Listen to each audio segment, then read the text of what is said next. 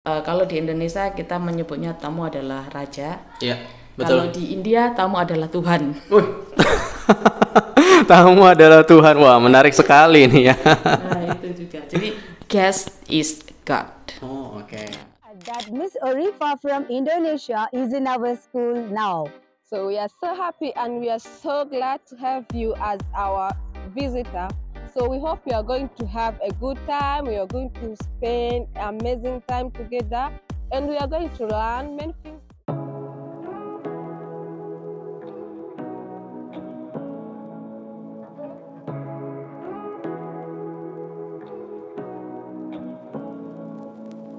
Say what you wanna say to me now.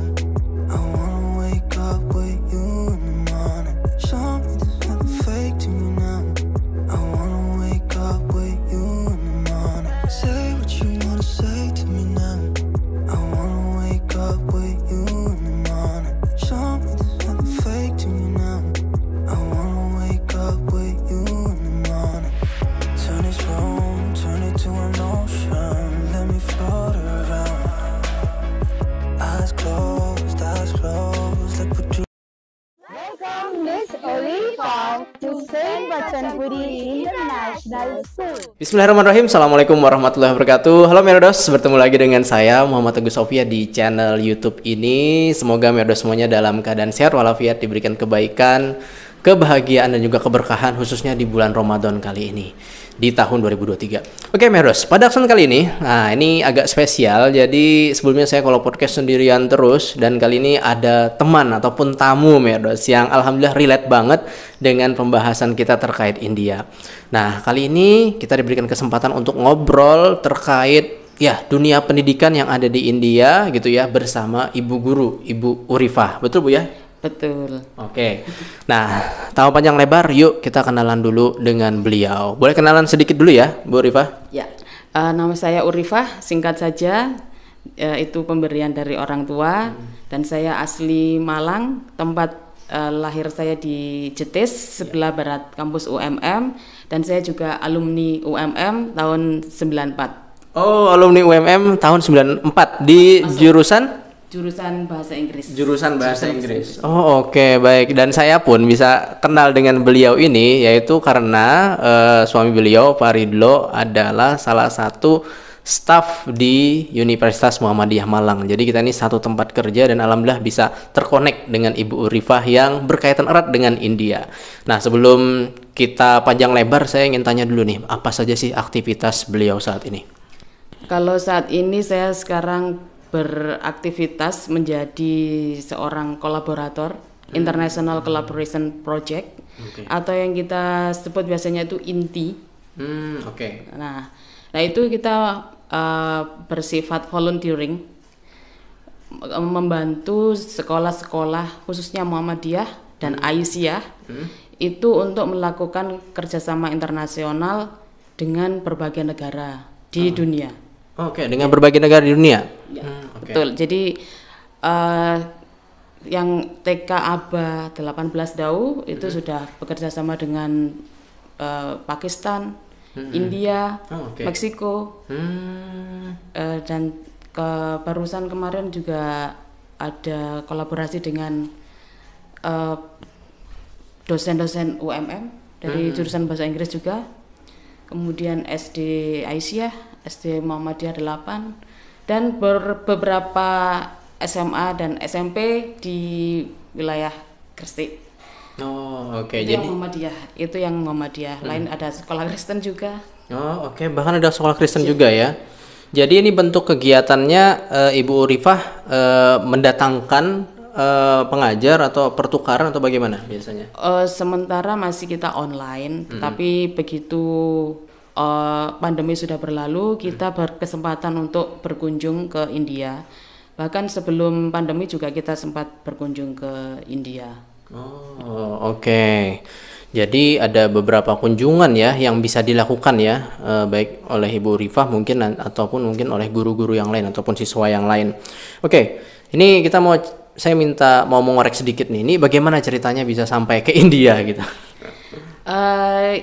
Di tahun 2009 sebenarnya itu jauh sebelum pandemi dan jauh sebelum ada kegiatan-kegiatan online, itu kita sudah mulai mencari-cari cara untuk mengajarkan siswa atau menunjukkan kepada siswa apa sih kalian gunanya belajar bahasa Inggris. Saya guru bahasa Inggris, ya. Bahasa Inggris ya, berarti dari awalnya bahasa Inggris ini. Ya, jadi terinspirasi dari bagaimana menunjukkan, memberikan bukti kepada siswa jika kalian belajar bahasa Inggris hari ini, kalian bisa mempraktekkannya dengan berkomunikasi dengan teman-teman kalian yang ada di luar negeri sana, terutama anak-anak penutur bahasa asli, penutur bahasa Inggris maupun yang bukan penutur bahasa Inggris tetapi sama-sama belajar berbahasa Inggris. Jadi mereka tahu betul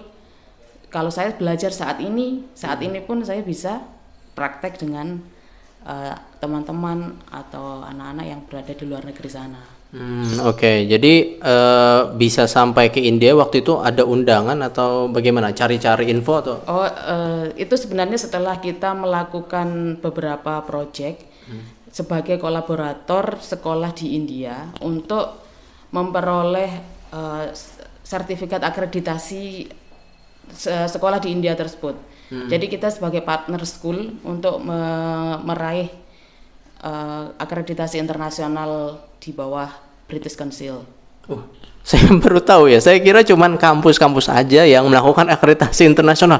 Di India sudah pada tingkat SMA, mungkin ya SMP, SD bahkan TK gitu ya tadi disampaikan ya. Oke, jadi di tahun berapa berarti persisnya itu? Kita India? mulai melakukan kegiatan kolaboratif itu di tahun 2018. Jadi ketika saya cerita sekarang, tahun 2018 sudah melakukan kolaborasi online. Ya, memang sedikit tidak umum, tetapi itu terjadi. Kemudian di tahun 2019 akhir kita ada undangan untuk ke India Selatan, melakukan kunjungan guru dan siswa. Negara bagian mana? Tamil Nadu. Oke, Tamil Nadu ya. Jadi waktu itu berapa lama ataupun apa aktivitasnya gitu? Untuk waktu itu 10 hari. 10 hari itu total di Indianya. Kalau ditambah waktu perjalanannya bisa 14 hari. Oke, 14 hari ya. Oke, menarik sekali. Dan waktu berada di Tamil Nadu gitu ya, 10 hari. Waktu itu apa saja yang dirasakan baru pertama kali ke India gitu ya? Dalam waktu 10 hari itu kira-kira apa saja yang ditemukan, entah itu kemudahan ataupun kesulitan ataupun mungkin pengalaman menarik? Kalau ini dalam konteks sebagai seorang guru ya? Iya. Kita bicara tentang cuaca dulu, ya karena kita tahunya India itu panas gitu ya. Kemudian orangnya jorok dalam tanda kutip, maaf loh ya, ini informasi yang masuk. Informasi yang masuk sebelum berangkat. Informasi yang masuk sebelum berangkat. Ini biasa terjadi, memang biasa terjadi bagi orang Indonesia karena udah sering di media sosial, di Instagram, TikTok, YouTube itu diperlihatkan seperti itu. Nah, ini kita dengerin nih, gimana? Iya. Secara geografis hampir sama saja seperti Surabaya, Ngawi kayak gitu tuh. Maksudnya secara cuaca. Jadi kita cepat menyesuaikan diri dengan keadaan cuaca saat itu yang memang hujan. Kemudian kalau rumor atau negatif, hal-hal yang negatif itu kita tidak menjumpai karena memang kita tidak fokus ke situ. Karena kita di dunia pendidikan dan sebagai tamu di situ kita sangat dihormati. Karena ternyata kalau di Indonesia kita menyebutnya tamu adalah raja. Betul. Kalau di India tamu adalah Tuhan. Tamu adalah Tuhan. Wah, menarik sekali nih ya. Nah, itu juga. Jadi guest is God. Nah, jadi memang kita diprotek betul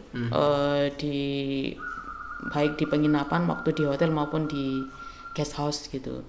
Makanan kita juga dijaga, keamanan 24 jam kita ada security person gitu. Ya. Jadi ini benar-benar mengubah persepsi ya, yang sebelumnya negatif sebelum datang ke India, pas datang ke India tiba-tiba wah ternyata diperlakukan seperti ini dan mendapatkan realitas yang seperti ini gitu ya. Kalau untuk makanan gimana nih? Nah ini saya pengen nanya, saya kan sering review makanan ya. Gimana di Tamil Nadu? Makanannya cocok atau enggak? Kalau makanan waktu pertama itu pasti terjadi shocking. Jadi apa yang kita lihat di gambar itu tidak sesuai dengan apa yang kita rasakan. Jadi kurang terjadi sinkronisasi antara mata dan lidah gitu. Ada kesenjangan. Iya, ada kesenjangan informasi. Jadi kalau otak kita melihat itu wow, semuanya berwarna-warni, merah, kuning, hijau gitu ya. Nah, ketika di lidah itu rasanya ya awal kurang cocok. Rasa apa yang muncul? Rasanya plain, maksudnya nggak ada rasanya, asin banget, rempah banget, pedas banget atau?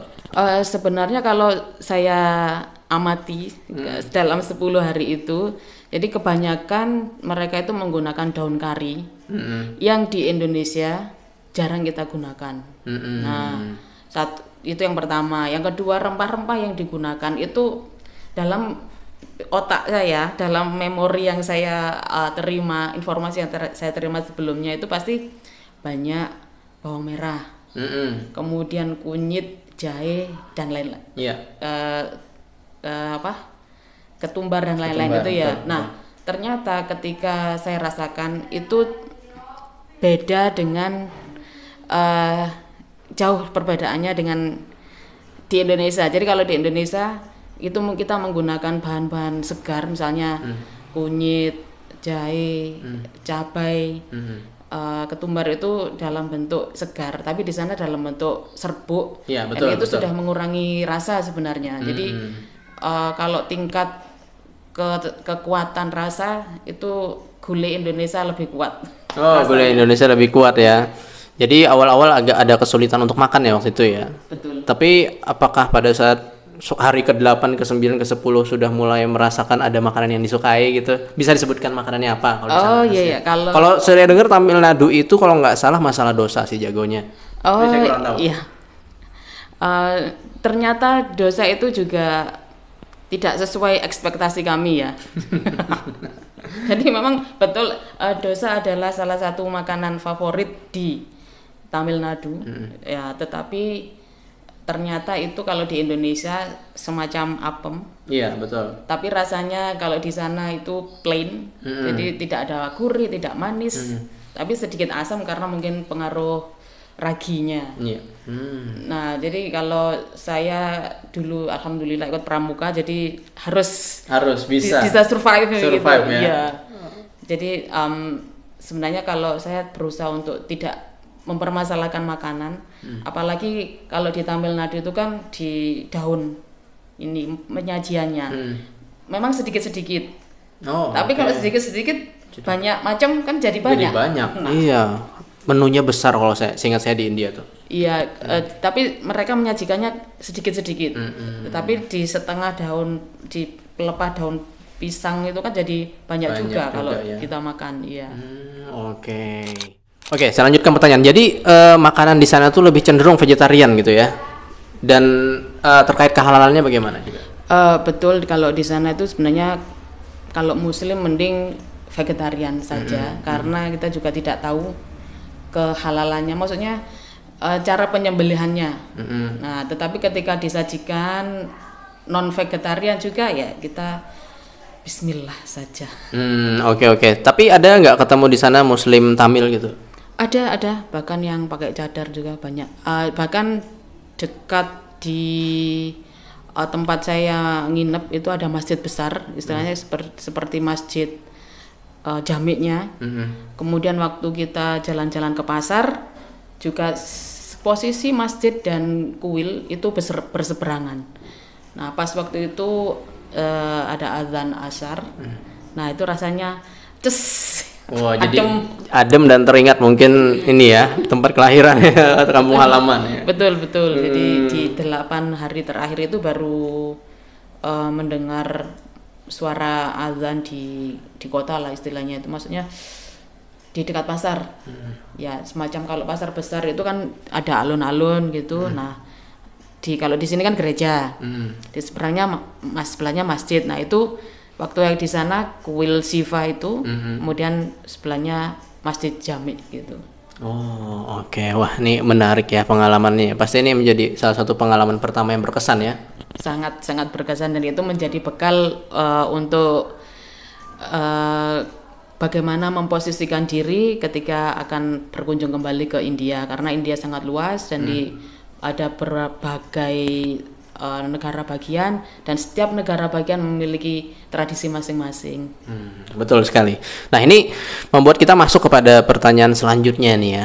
Baru-baru ini kan sebagaimana tadi saya tampilkan di video awal itu Ibu Guru Urifah itu disambut di sebuah sekolah ya, dalam sebuah video itu. Dan ini beliau sebenarnya masih terhitung 1 pekan baru dari India gitu. Nah itu bisa diceritakan kok bisa sampai ke sana terus disambut dengan luar biasa gitu, itu dalam rangka apa itu?